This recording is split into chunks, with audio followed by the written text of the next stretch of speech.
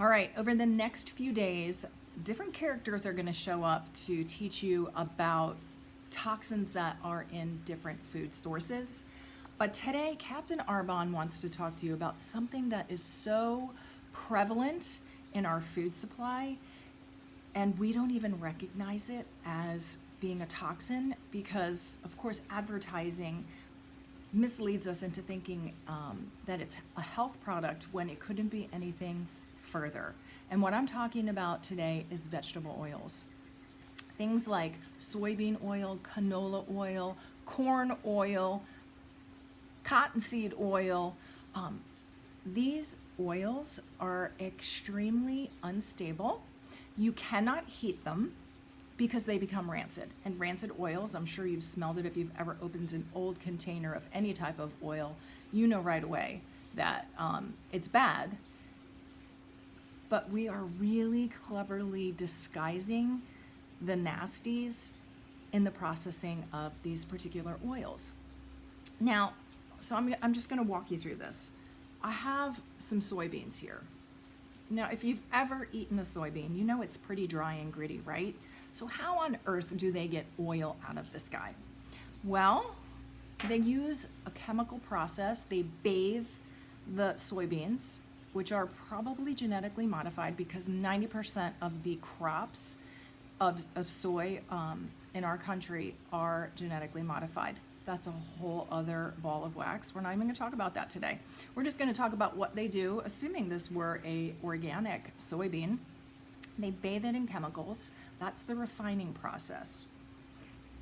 And if you could only imagine the oil that might be the result of that, it's pretty nasty and it smells bad and it's ugly. So what do they do next? Bleach it. Hey, bleach will make everything look better. It'll take away some of the smell, but not all of it. So then the third step of processing is deodorizing. That's pretty nasty stuff. Do you really, really want that in your body? Probably not, because that entire process takes something that in its natural form does have some nutrition, and it creates a product that causes massive inflammation in the body. Inflammation in your arteries, inflammation in your stomach lining. So if you have GERD or acid reflux, toxic oils, huge problem. If you take them out, I bet you're gonna feel better. It also affects the brain. This can cross the blood-brain barrier. And so we're talking about something that's highly inflammatory, bad fats. Here's the challenge. Go open your refrigerator.